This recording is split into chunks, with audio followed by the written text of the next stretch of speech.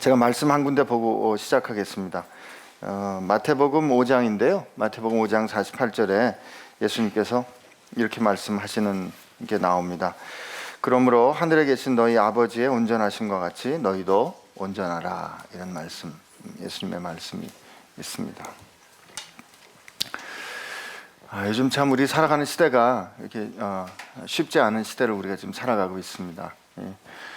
또 이 이야기를 꺼내는가 이렇게 어려운 느낌이 좀 드시겠지만 우리가 할 수 없이 경험하는 그런 현실입니다.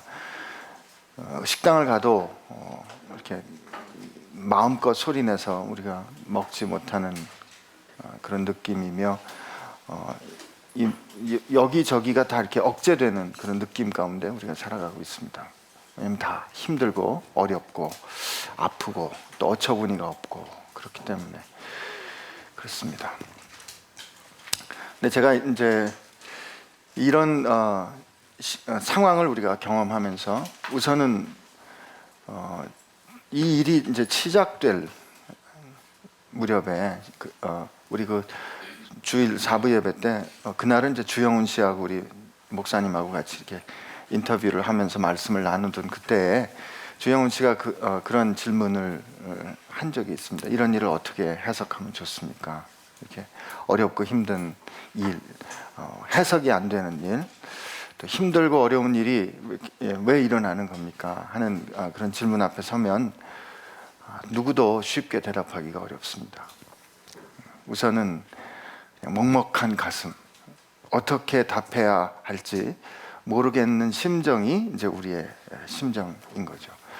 속 시원하게 이게 왜 이랬으면, 왜 이렇게 된 거다라고 얘기했으면 좋겠는데 그렇게 되지 않는 게 우리 현실이기 때문에 그저 같이 우는, 또 울어도 해결이 되지 않는 것 같은 게 아니라 해결이 안 되니까 그냥 먹먹한 답답한 가슴을 가지고 그냥 견뎌내는가 혹은 주저앉는가 하는데, 그리스도인이라면 그 답답한 가슴을 가지고 이제 주저앉는데 하나님 앞에, 아버지 앞에 이제 주저앉는 겁니다. 하나님 앞에서 주저앉는 우리가, 제가 이때 이 말씀 8주 동안 여러분들하고 무슨 말씀을 묵상을 해야 하나 하는 그걸 가지고 고민을 하다가 제가 이제 89년에 의대를 졸업하고 이제 쭉 의사로 오랫동안 살아왔기 때문에 사람이 자기가 살아왔던 그런 뭐라 그러죠? 경험, 인생의 경험이나 삶의 어떤 양식을 가지고 대개는 인생을 이해하지 않습니까? 어떤 소아과 의사가 죽기 전에 이제 목사님이 옆에서 이렇게 임종을 지켜주면서 손을 잡아주는데, 이 소아과 의사가 자기가 이제 죽음에 들어가면 이렇게 임종이 되면 대사가 이렇게 떨어지지, 대사작용이 떨어지니까 상대적으로 체온이 더 떨어지는 거예요. 그러니까 의사가 이렇게 이 목사님 손을 이렇게 잡고 마지막으로 하는 말이, 목사님 열이 있는 것 같아요. 그리고 이제 죽더라는 거죠. 마지막 임종의 말인데 이게 이제 피식 여러분 웃으셨는데, 이게 우리가 인생을 사는 방법이 그러니까 늘 진단하고 거기에 대한 처방을 붙이는 그런 습관이 의사들한테 있기 때문에 그래서일까? 이 상황을 놓고 그럼 우리는 어떻게 해야 되나? 그저 누군가에게 분노를 그냥 다 쏟아 놓으면 그냥 그만인 것인가? 그럼 어떻게 해야 하나 하는 그런 이제 생각을 하면서 이 일하고 나는 상관이 없나 하는 이제 질문을 하게 된 겁니다. 아니면 우리하고는 상관이 없는가?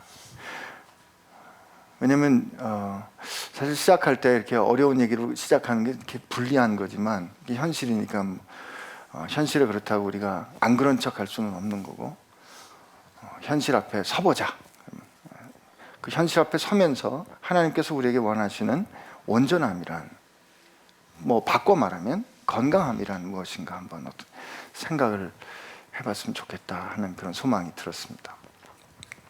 왜 그런 생각이 들었는가 하면, 우선은 오늘 점심시간에 우리 선교센터 직원들하고 같이 식사를 하면서 그런 안타까움을 토로했는데, 사람들이 그 세월호 때문에, 세월호 사건이 있고 난 다음에 그 세월호의 어려움이 있고 나서 그 일을 겪어내면서 경기도 줄어들었고 이 한국 사회가 위축이 되었고, 세월호 사건이 일어났기 때문에 지금 우리가 아파한다고 말합니다. 맞습니다.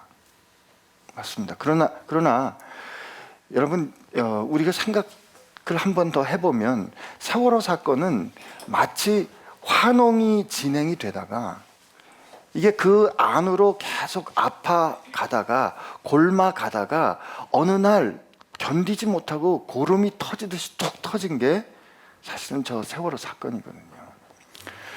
자기 있어야 할 자리에 있어야 했다면, 자기 있어야 할 자리에 사람들이 있었다면 저렇게 터지진 않았을 겁니다. 그러니까 지금 이게 세월호가 터졌기 때문에 우리가 아프다기보다는 우리가 그동안 아파왔던 거에 드디어 이 견디지 못하고 터진 거라고 생각합니다.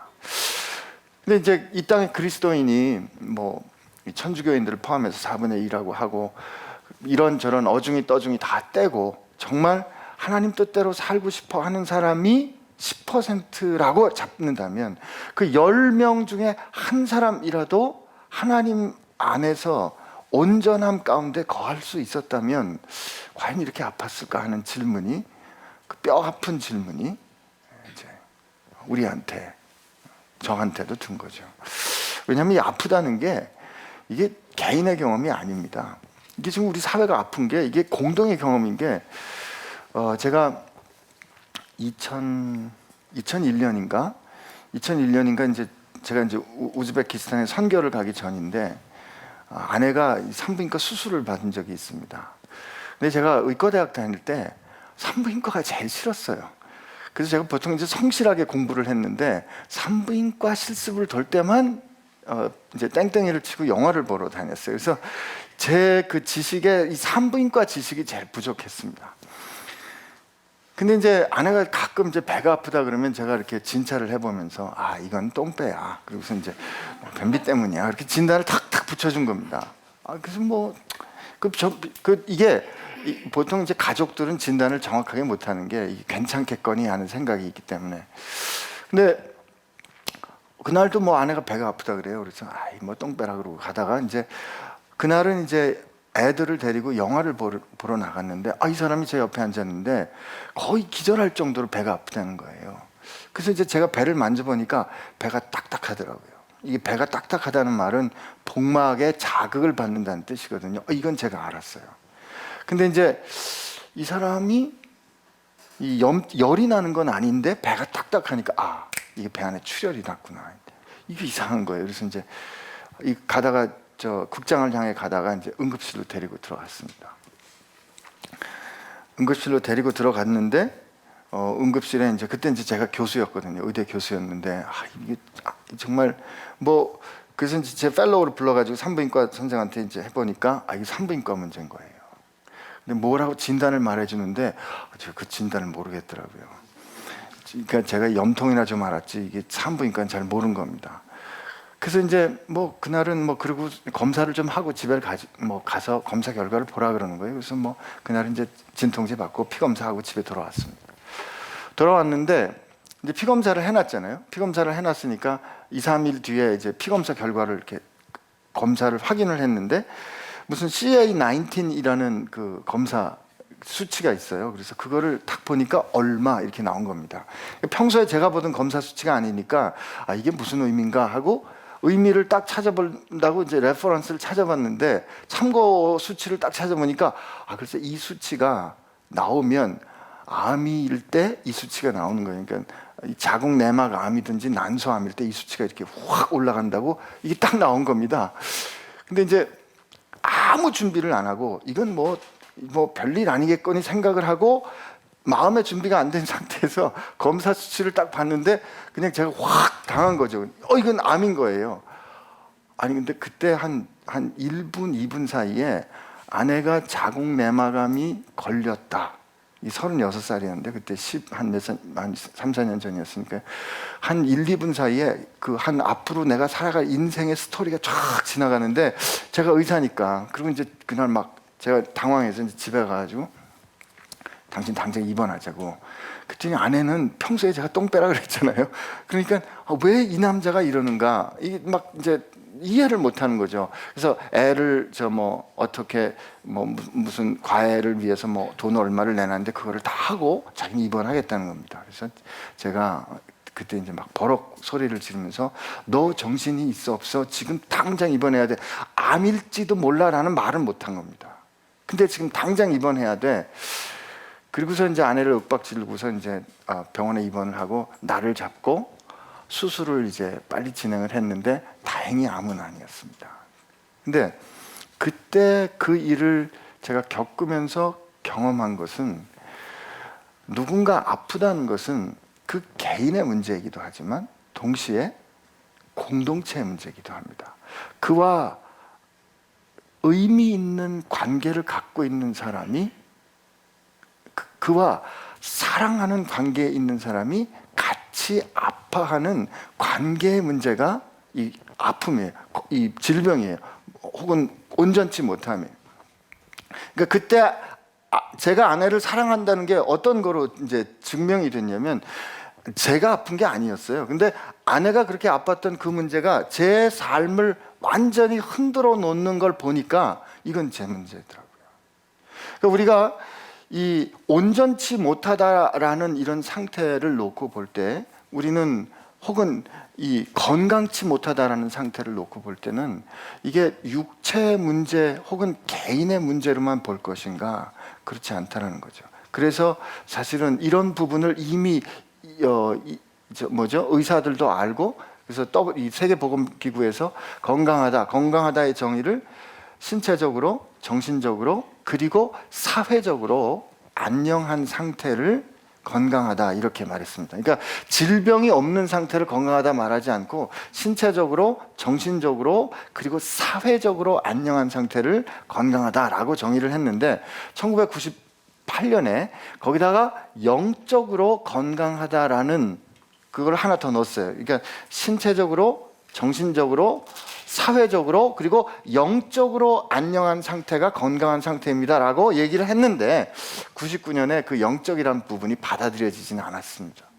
그러나 지금 많은 사람들이 이 영적인 부분에서 건강한가라는 거를 이제 질문을 하는 거죠. 물론 이때 영적이라는 뜻은 내 인생에 어떤 의미를 갖고 있는가 하는 그런 인생의 궁극적인 의미에 관한 질문을 대개는 보통 의학에서는 이런 이제 일반적인 표현을 할 때는 영적이다 이런 표현을 합니다. 그러나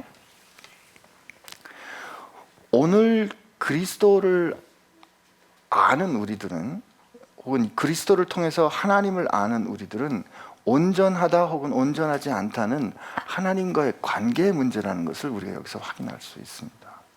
내가 건강하다 혹은 내 삶이 건강하거나 내 삶이 온전하다는 뜻은 내가 육체적으로 혹은 정신적으로 혹은 사회적으로 이런 안녕한 상태를 말할 수 있지만 사실 이런 모든 것의 근저에는 하나님과 나와의 관계인 이 영적인 관계에서 내가 과연 안녕한가 하는 부분이 이제 우리가 확인해야 될 부분인 거죠. 그래서 그 부분을 아마 우리가 좀 앞으로 다뤄볼 겁니다.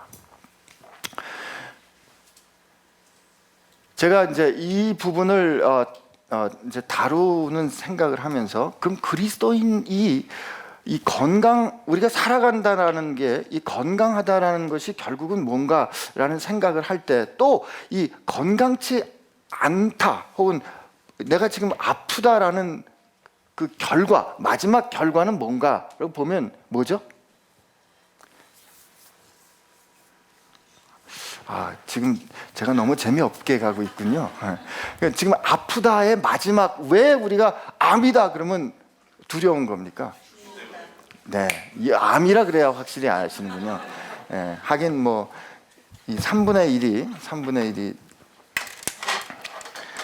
이게 결국 지금 현대인의 3분의 1 내지 뭐 세 사람 중에 한 사람이 암을 앓는다 그러지 않습니까? 여러분 참 이게 제가 요즘은 직접 환자를 안 보기 때문에 그렇지만 진료실에서 어떤 기가 막힌 경험을 하냐면 멀쩡하게 들어와요. 멀쩡하게 들어오는데 이제 검사하고 난 다음에 의사는 이제 결과를 아는 거죠. 검사하고 난 다음에 어떡하죠? 저 조직 검사 결과 암으로 나왔습니다. 위암입니다. 그러면 그 말을 듣는 순간 암 환자가 됩니다. 참 사람이 희한해요. 근데 그러니까 예를 들면 암이라는 질병이 우리에게 가져다 주는 결국은 이제 죽음인데, 이 죽음의 문제가 우리에게 이제 두려움을 주는 거죠. 예를 들면 오늘 이런 자리에 앉아 있지 못하는 사람들은 예를 들면 그 무슨 장애라 그러죠? 정신 장애 중에 예를 들면 엘리베이터 안에 그렇죠. 고맙습니다. 여러분들 그렇게 해주셔야 됩니다. 근데 그 공황장애의 그 증상도 뭐죠? 결국은 죽을 것 같은 거예요. 그죠? 근데 이 죽을 것 같은 두려움에서 이 죽을 것 같다라는 거에서 의미는 뭐냐면, 죽음은 아직 현재 사건입니까? 제 질문이 틀렸네요. 죽음이 현재 사건입니까? 아직 미래 사건입니까? 죽을 것 같다 해서 미래 사건인 거죠. 그죠? 그러니까 죽음이 아직 내 현실이 아니기 때문에 그 죽음이 올까봐 두려운 겁니다. 근데 만약에 죽음이 우리한테 왔다 그러면 어떨까요?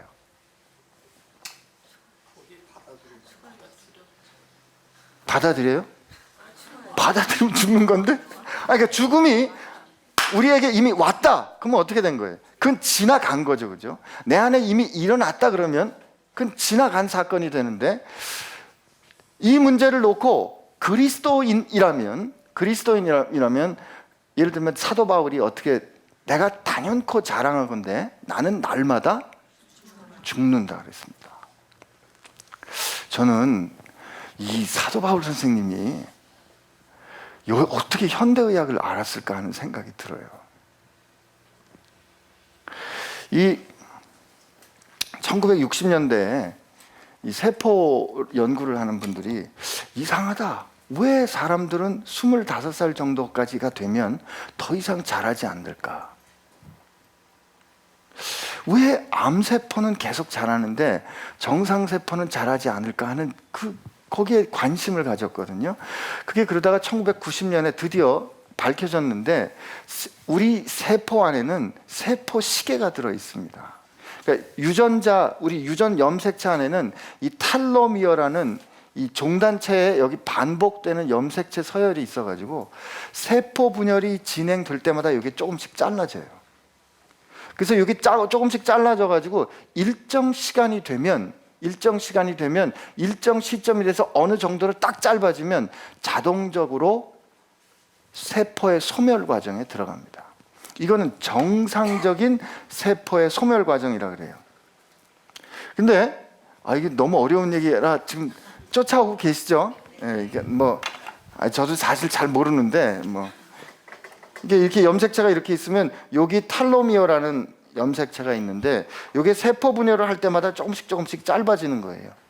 이게 일정 시점이 되면 이게 시간이 딱 흘리게 되면서 에이포프토시스라고 하는 정상적인 세포 사멸 과정에 들어가는 겁니다. 근데 암세포에는 요 탈로미어를 잘라지는 걸 방지하는 탈로머레이즈라는 효소가 활성이 돼 있어가지고 이게 분열이 돼도 안 잘라지는 거예요. 그러니까 암세포는 계속 자라는 거죠. 그래서 할가라는 그 흑인 여자가 그 자궁경부암을 앓았는데 그 할가는 죽었는데 그 할가라는 여자의 자궁경부암 세포는 아직도 살아 있어요.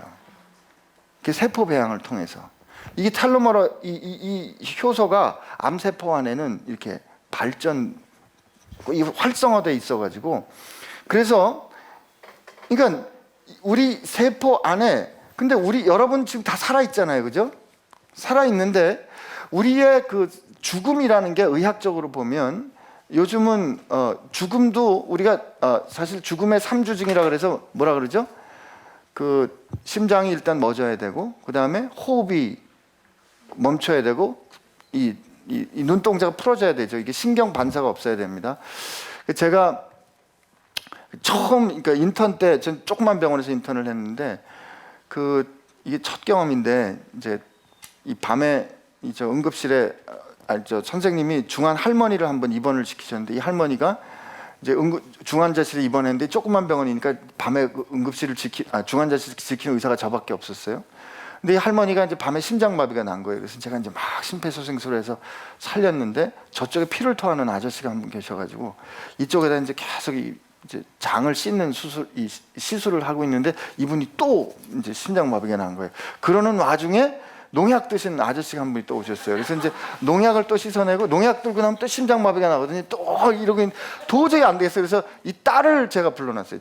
딸을 불러놨는데, 딸 보고 좀 할머니 심장마비 나나 잘 보라고. 왜 간호사가 없으니까. 옛날엔 그랬습니다. 요즘 참 세상 좋아졌어요.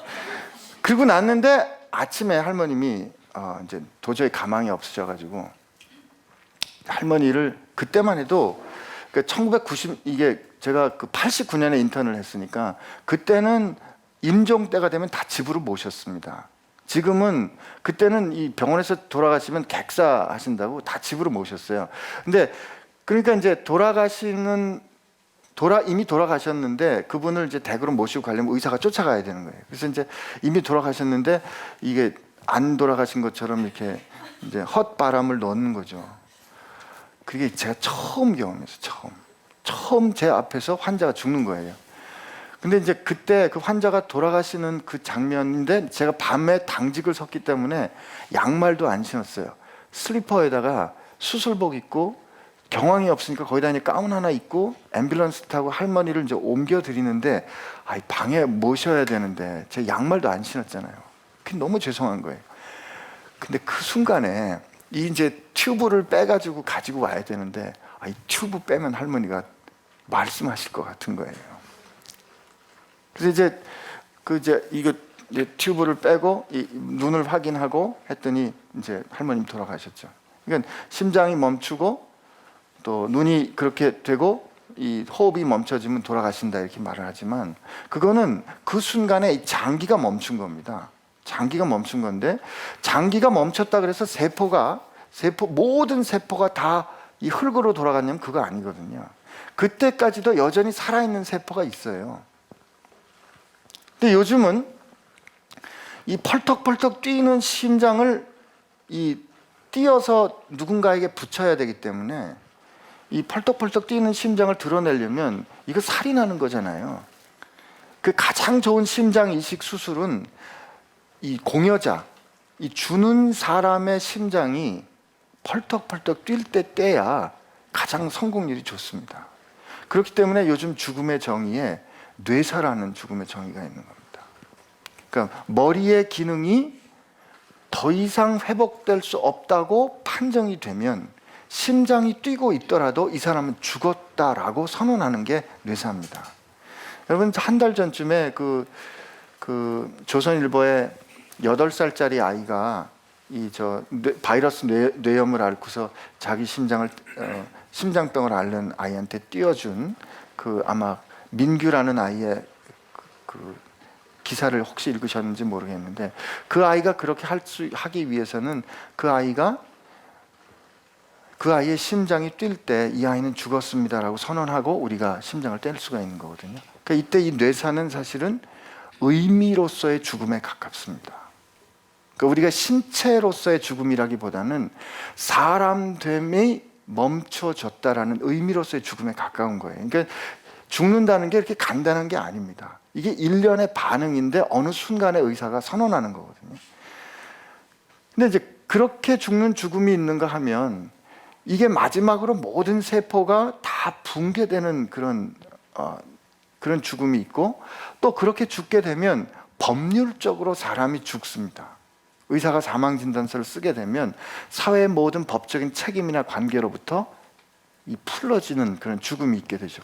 그러니까 이 사람의 죽음에는 여러 가지 차원이 있는데, 이 세포 사멸에 의한 세포 죽음은 지금 저와 여러분들에게 일어나고 있는 일이에요.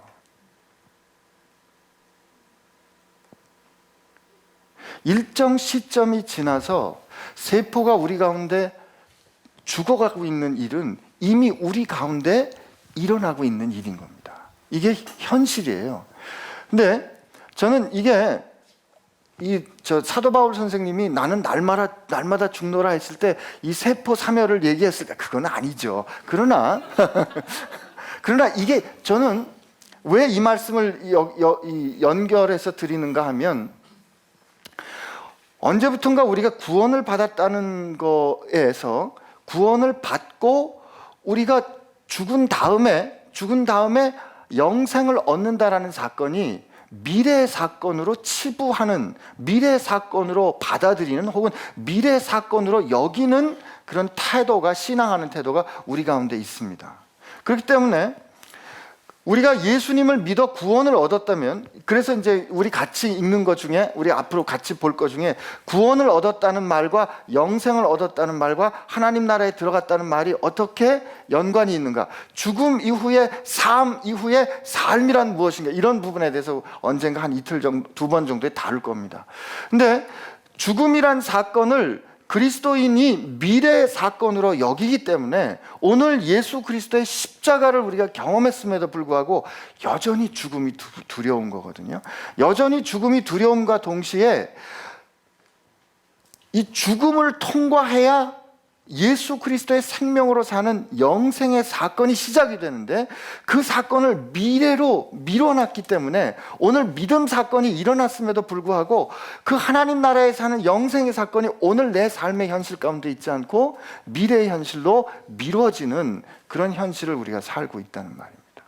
제 말이 조금 복잡한데, 우리 삶 가운데, 철학자 하이데거는 그래서 죽음이라는 게 우리 삶 가운데 가능성으로 우리와 함께 존재한다, 그렇게 얘기를 했어요. 근데 실제로 세포 수준에서 이런 현상이 일어났고, 세포 수준의 신체적인 현상이 이렇게 일어난다고 할 때 가장 중요한 근간이 되는 영적인 차원에서 우리가 그리스도와 함께 죽었고, 로마서 6장에 보면 그리스도와 함께 죽었고 그와 함께 장사 지낸 바 됐다 그랬습니다. 그러니까 그 죽음이라는 현상이 이미 우리에게 일어났다라고 믿는 것이 그리스도인 됐다라는 거죠. 근데 그 부분에 대한 것을 우리가 분명히 확인하지 않으면 여러 가지가 어려워지는 거예요.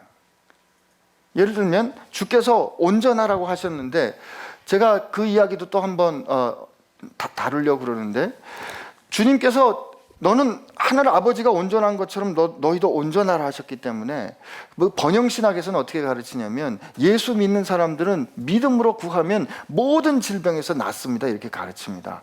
모든 질병에서 나아야 되기 때문에 모든 질병으로부터 자유롭지 않다면 그는 아직 저주로부터, 믿음이 부족하거나 아직 그가 저주로부터 자유롭지 않은 겁니다 라고 가르치는 거죠. 그래서 주여 믿습니다 하고 우리가 간절히 기도했는데도 불구하고 우리 삶 가운데 질병이나 고통이 해결되지 않으면 우리가 어떻게 생각을 합니까?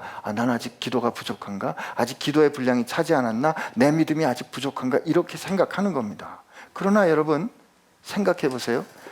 사도 바울이 고린도 후서에 그렇게 얘기하지 않습니까? 내가 3번이나 하나님께서 내게 육체의 사단을, 내 육체의 가시를 허락하셔가지고 내가 그걸 위해서 3번이나 기도했는데 하나님 말씀이 나의 은혜가, my grace, 하나님의 은혜가 내게 족하다 하고 그 가시를 걷어가지 않으셨다, 고쳐주지 않으셨다, 온전케 되지 않았다는 겁니다. 또 예를 들면 장애를 생각할 때 어떻습니까? 야곱이 마지막에 하나님의 사람과 씨름했잖아요.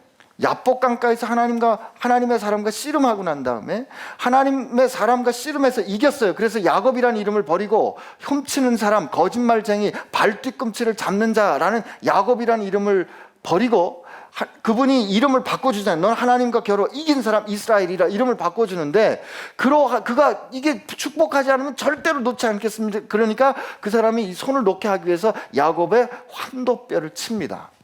그러니까 그가 이 대퇴골이 위골이 되면서 다리를 절거든요.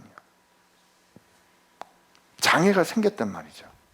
그러나 그가 그 장애를 경험한 다음에 그 장애를 경험하고 쩔뚝거릴 때마다 뭘 확인하는 거예요?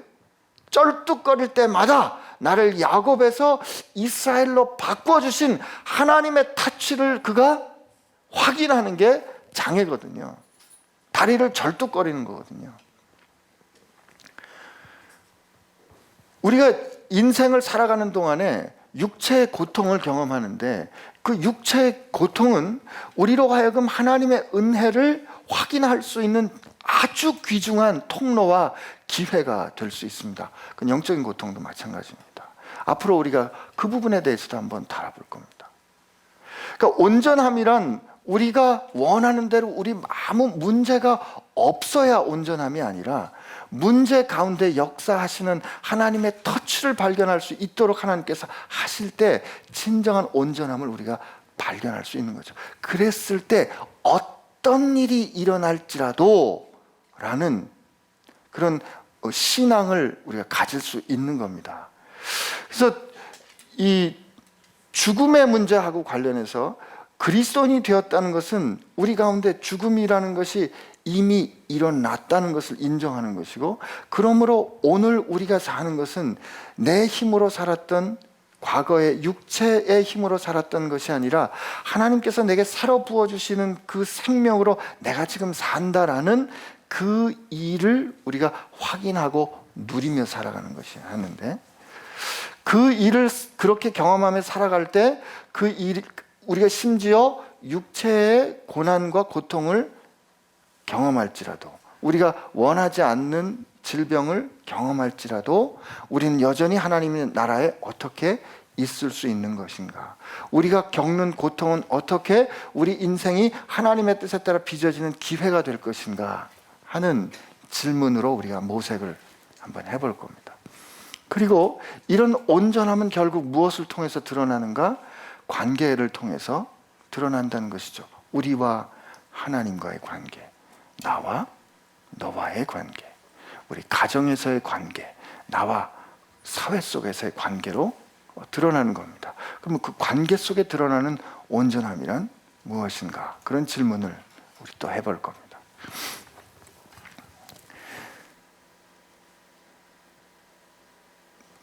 저와 여기까지 이렇게 앞으로 어떤 여행을 할 건지 이렇게 대충 이제 가이드라인을 좀 드렸는데, 오늘 결심하세요. 아내 2달 동안 한번 와봐야 되겠다.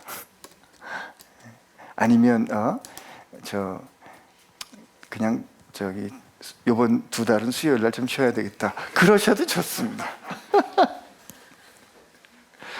근데 제가 이 질문을 하는 이유는 우리 모두가 각자의 자리에서 하나님과의, 그러니까 우리 개인의 차원에서 또 우리의 신체적인 차원에서, 정신적인 차원에서, 사회적인 차원에서, 영적인 차원에서 하나님과 온전한 관계 가운데 있으려고 우리가 애쓴다면, 그리고 그것이 정말 하나님께서 원하는 것에 점점 가까워진다면 아마 우리 사회의 아픔, 세월호 같은 일들도 이 대답을 낼 수 있지 않을까 하는 생각을 해보는 겁니다. 여러분, 이게 제가 이렇게 말씀을 드리면 우리 안 목사 이제 무리하시네, 이게 조금 오버하시는데, 이렇게 생각이 드실지도 모르겠어요. 저 세월호의 사건하고 오늘 내 삶하고 무슨 관계가 있는가? 근데 당뇨를 알면, 당뇨라는 게 이 피 속의 혈당이 높아지는 거잖아요. 피 속의 혈당이 높아지는 일이 있으면 그게 어떻게 드러나냐면 콩팥이나 눈이나 심장이나 머리의 병으로 일어납니다. 그러나 신장의 병이 난 것은 신장에 문제가 있기 때문이 아니라 혈당이 높아졌기 때문이에요.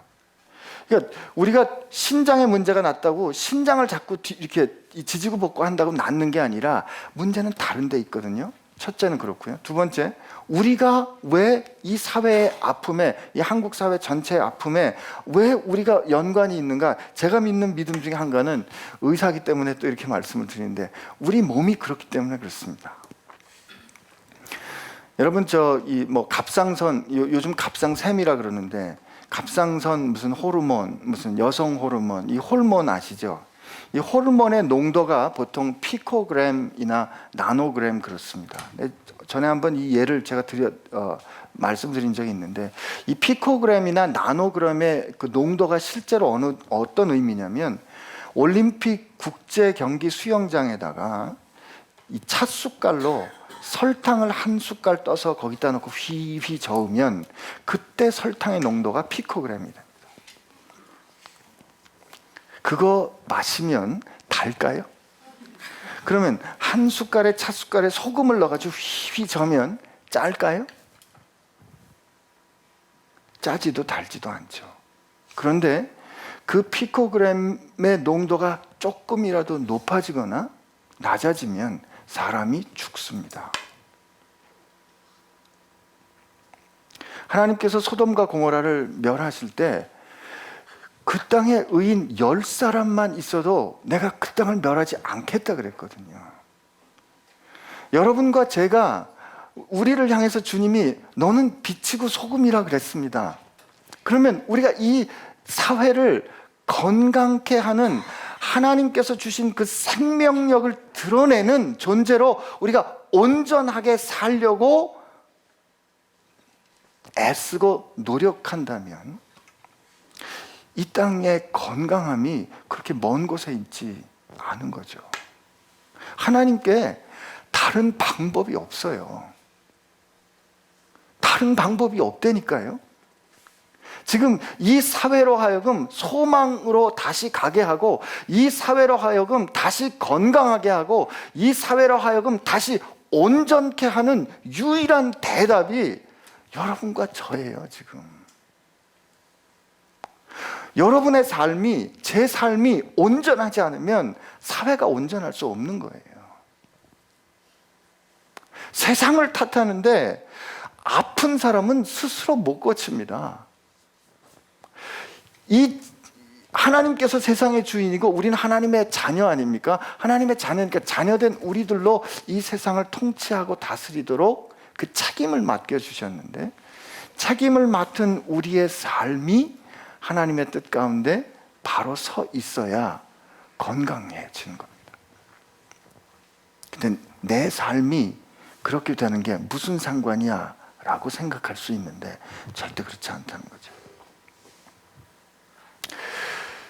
그리고 그렇게 사는 우리의 삶이 건강하다는 것은 거기에 누림이 있어야 한다는 뜻입니다. 지금 우리가 이 세상을 온전케 한다는 거기에서 이게 어렵고 힘들고 십자가를 지고 가는 그런 일이겠지요. 그러나 그것은 결국 우리가 건강한 삶을 누린다는 뜻입니다. 하나님과 우리의 삶 관계가 온전해지고 나와 아내의 관계가 온전해지는 누림, 나와 내 자녀의 관계가 온전해지는 누림, 우리 교회 공동체가 교회 공동체다워지는 이 온전한 누림, 이 누림이 우리 가운데 있고 그 행복한 사귐이 우리 가운데 있고 그 행복한 그 삶이 우리 가운데 있을 때 비로소 세상이 건강해지는 거. 그거는 먼저 우리를 위해서 좋은 거 아니겠습니까? 그렇다면 우리가 어떻게 하면 주님 말씀하신 온전함에 이를 수 있을까를 같이 고민해 볼 필요가 있다는 거죠. 그래서 우리가 2달 동안 같이 여행을 하면서 어떻게 사는 것이 온전함인가, 어떻게 사는 것이 주께서 허락해 주신 영생의 능력을 오늘 내 삶 가운데 누리는 것인가, 어떻게 사는 것이 관계로 볼 때 온전한 정말 행복한 건강한 관계 가운데 드러나는 온전함인가, 이런 부분들을 여러분하고 같이 좀 생각을 해보려고 합니다. 제가 보통 성경 공부할 때는 1시간을 넘기곤 했습니다. 근데 오늘 처음 이제 시작을 하면서 여기까지 하는데 혹시 오늘까지 지금 나눴던 말씀 중에 질문이 있으시면 제가 질문을 한번 좀 받고 그리고 다음번에 해야 될 숙제를 여러분들께 드리도록 하겠습니다.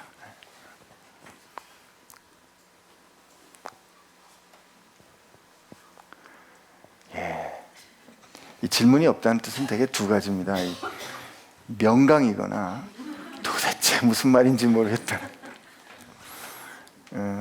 그리고 보통 이제 그 강의를 마칠 때 질문해 보세요라는 이 강의법이 좋지 않은 강의법이랍니다. 그나마 가졌던 그 메시지를 흔들어 놓는 거거든요. 그래서 그 질문해 주세요로 끝나면 제가 못하는 강의가 되기 때문에 다음 주에 할 얘기를 여러분하고 잠깐 인트로덕션 하면서 오늘 얘기를 좀 마치도록 하려고 합니다. 우선 다음번에 우리가 살면서 이제 피치 못하게 겪어야 되는 일이 그 아픔, 이제 질병이거든요.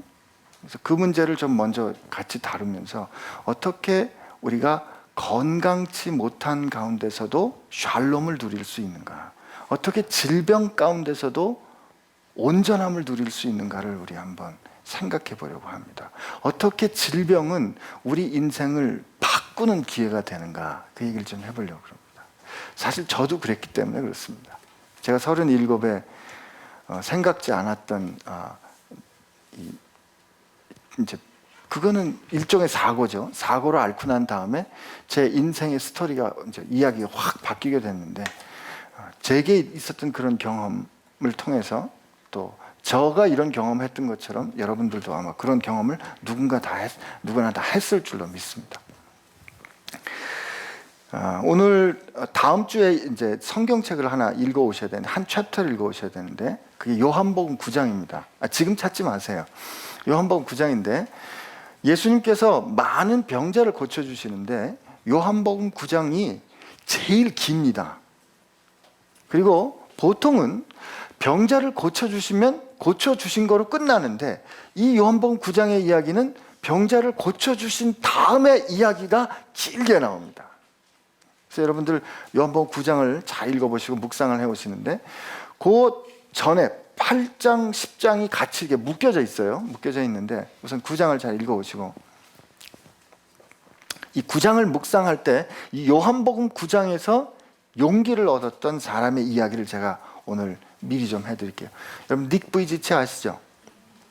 닉 부이지치가 그 우리 병원에 온 적이 있습니다. 세브란스 병원에 와서 이제 자기 인생의 얘기를 해주는데, 자기가 태어나고 보니까 이제 양팔이 없고 한쪽 다리가 없고 왼쪽 다리는 자기가 이제 이름을 드럼스틱이라고 불러요. 이렇게 입에 닭다리 있지 않습니까? 딱 그 드럼스틱, 그걸로 이 전자 드럼도 칩니다. 뭐 거기서 이렇게 둥둥둥둥 전화 받는 거를 한번 보여주는데, 이렇게 서 있다가 이렇게 해서 걸어가다가, 참 요즘 애기 낳았어요, 결혼해서.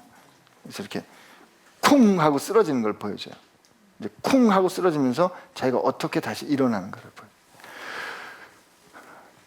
그날 그 저희 은명대강당이 한 450석 정도 되는데 그냥 꽉 찼어요. 계단까지 그냥 꽉 찼어요.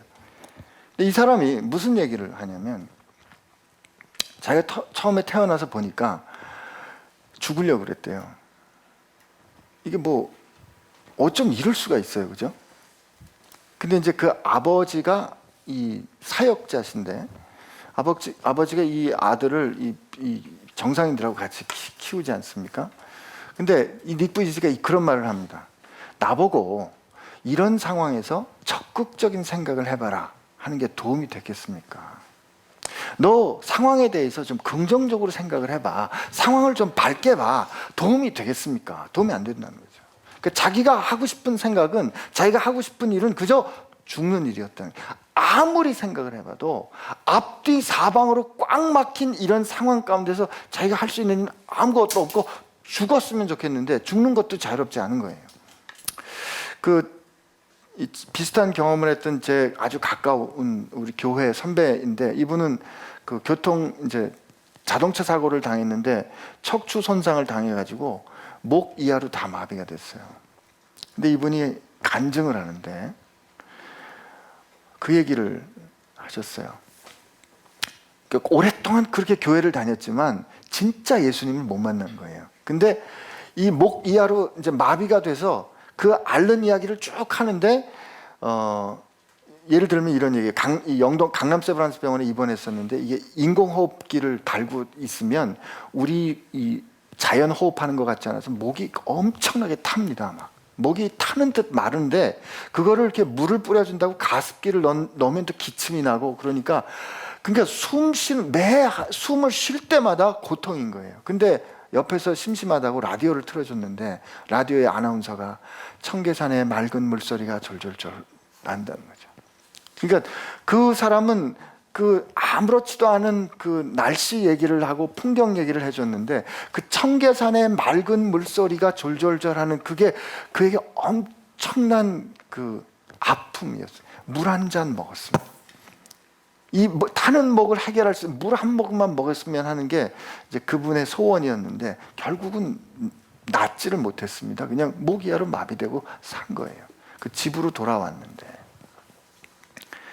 자기 애들 지금 뭐 초등학교 다니는 남자애 여자애 그렇게 있는데 척추 손상 받은 가정이 보통 열이면 9이 깨집니다. 부인이 도망가는 거죠. 근데 이 부인이 지극정성으로 자기를 잘 돌봤어요. 근데 이분이 매일 드는 생각이 죽고 싶다는 거죠. 죽고 싶다.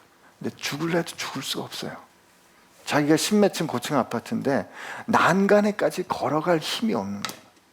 난간에까지 걸어갈 떨어져 죽을 능력이 없는 거예요.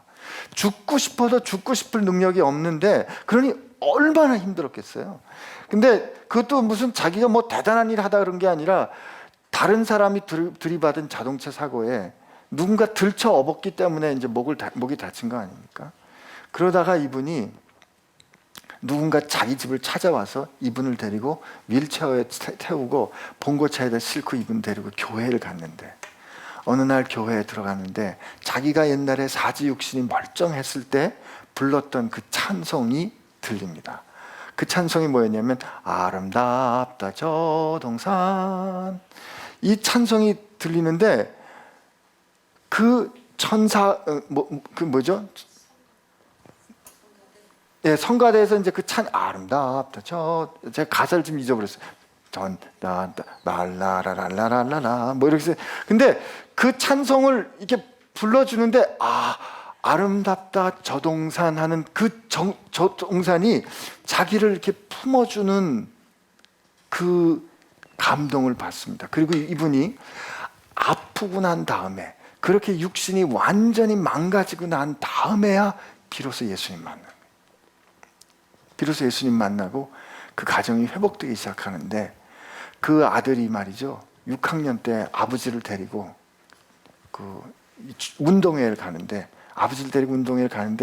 그 아버지를 끌고 학교 천지 사방을 돌아다닙니다. 그래서 교장 선생님 앞에 가지고 선생님 우리 아빠예요. 선생님 우리 아빠예요. 근데 그 아들이 지금 뭐 대박은 못 났습니다만 CCM 가수가 되려고 그 아들이 지금 실용음악 대학을 다니고 있는데 그 아들 기타를 아빠가 가르친 거예요. 입으로. 근데 그 고통 가운데 만난 하나님이 그분으로 하여금 이 2시간 동안 이 사람들 앞에서 간증하도록 하는데 육신의 고통이 혹은 육신의 질병이 오히려 인생을 영원한 관계로 이끌 수가 있구나 하는 이제 의미가 된 거죠. 그와 마찬가지로 닉 부이지치가 죽으려고 하는데 죽을 방법이 없는 거예요. 적극적인 사고방식이 해결이 안 되는 거죠. 근데 그가 다시 살 이유를 발견하는데 그 요한복음 9장이었습니다. 요한복음 9장이었어요. 요한복음 9장엔 나면서 소경된 사람이 나오지 않습니까? 유대 사람들의 생각에는 질병이 있다는 건 하나님으로부터 벌을 받았다는 생각을 갖습니다. 근데 어떤 아이가 태어났는데 나면서부터 소경된 거예요. 그러니까 질문이 대개 2가지로 듭니다. 뭐죠? 저 아이는 얼마나 악하길래 엄마 뱃속에서 죄를 졌는가? 그러면서 따라오는 질문이 엄마 뱃속에도 죄를 질 수 있는가? 2번째, 저 아이가 아무래도 뱃속에서 죄를 질 수 없을 것 같은데 그러면 부모가 지은 죄 때문에 저 아이가 저주를 받았는가? 그러니까 이거가 됐든 저거가 됐든 그 아이는 뱃속에서부터 죄를 지은 아이든지 아니면 부모가 극악한 죄인이든지 둘 다 저주받은 아이인 거죠. 그 제자들이 예수님께서 나면서부터 소경된 자를 본지라 그랬더니 제자들이 질문합니다. 주여, 저 아이가 저렇게 된 게 자기의 죄 때문입니까? 부모의 죄 때문입니까? 제자들은 지금 뭘 못 보고 있어요? 나면서부터 소경된 자의 고통을 제자들은 못 보고 있는 거죠. 근데 그때 예수님 말씀하십니다. 자기의 죄도 부모의 죄도 아니다. 이는 하나님의 일을 드러내기 위함이다. 닉 부이지치가 거기서 살 희망을, 살 이유를 발견합니다. 나도 이걸 원한 게 아니고 우리 부모님도 이걸 원한 게 아니라면 그러면 나를 통해서 하나님께서 하실 일이 있나? 라는 질문을 합니다. 그러면 하나님, 나를 통해서 하나님께서 하실 일이 있다면 그 일을 행해 주세요. 그때 그의 몸에 그렇게 결정하고 난 다음에 그의 몸에서 없던 팔이 자라고 다리가 자란 거 아니었습니다. 팔도 그대로고 다리도 그대로였습니다. 그러나 그의 삶은 바뀝니다. 그는 지금 어떤 단체를 하고 있습니까? 그가 만든 사역단체를 통해서 많은 장애인들을 살리는 일들을 하고 있어요. 그가 해준 얘기를 들어보면 자기가 그 나이지리아 이런 아프리카에 가면 이슬람 국가에서는 애들이 장애로 태어나면 저주받았다 생각하고 살아있는 아이들을 이 땅에 매장한다는 거예요. 근데 그런 사람들에게 가서 나를 보세요. 나도 이렇게 살아있지 않습니까? 나도 이렇게 의미 있는 인생을 살지 않습니까? 라고 말해줄 때 그 많은 사람들이 회복되는 겁니다. 그가 자기의 이 상처난 몸을 내어주고 누군가 그를 안기만 해도 회복되는 일이 일어나는 겁니다. 그러니까 닉 부이지치는 우리가 갖지 못하는 그 장애를 갖고 태어났지만 그 장애는 이 몸이 성한 사람들로 하여금, 그러나 마음이 아픈 사람들로 하여금, 눌려있는 사람들로 하여금 그의 아픔을 통해서 회복해 해주는 통로가 되고 있거든요. 그렇다면 이때 우리가 예수께서 하늘의 아버지가 온전하신 것처럼 너희들도 온전하라고 할 때 우리의 삶 가운데, 우리의 삶에 해결되지 않은 문제 가운데에도 그럼에도 불구하고 역사하시는 하나님의 온전함이란 무엇인가, 하나님의 샬롬이란 무엇인가 우리가 묵상할 수 있는 겁니다.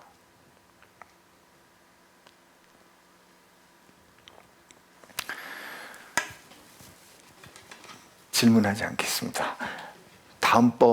이번 한 주 지내시면서 우리가 지금 한국 사회를 이렇게 돌이켜 볼 때 답이 보이지 않는 것처럼 느껴집니다. 누구를 도대체 원망하고 누구를 어떻게 해야, 어떻게 이 일을 처리해야 우리 사회의 회복과 온전함이 다시 이루어질 수 있을까 하는 질문들이 지금 우리 마음 가운데 있습니다. 답답하죠. 그러나 그 변화는 어디에서 시작이 되는가? 여러분과 나부터 시작이 돼야 합니다. 오늘 우리 가운데, 우리 한 사람 한 사람 가운데 먼저 온전함이 회복이 될 때 우리의 회복을 통하여 우리 주변과 한국 사회의 온전함이 회복될 겁니다.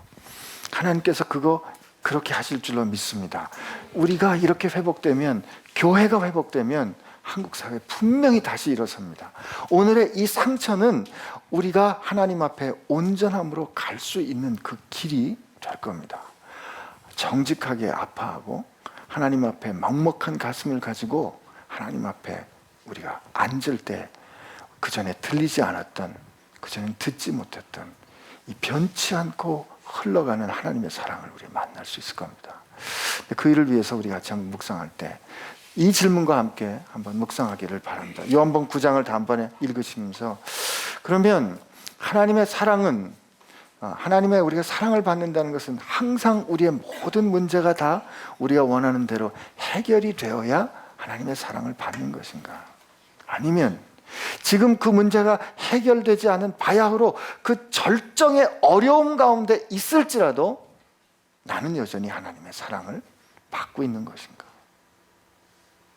아니, 그 어려움, 사망의 음침한 골짜기를 내가 지금 지나는 것 같은 이 상황 가운데서도 나는 하나님의 사랑을 어떻게 확인하고 누릴 수 있을 것인가? 이게 우리가 다음 주에 같이 생각해 볼 질문입니다. 그 일을 우리 요한복음 9장과 함께 같이 묵상하신 여러분 되기를 바랍니다. 같이 한번 기도하고 마치겠습니다.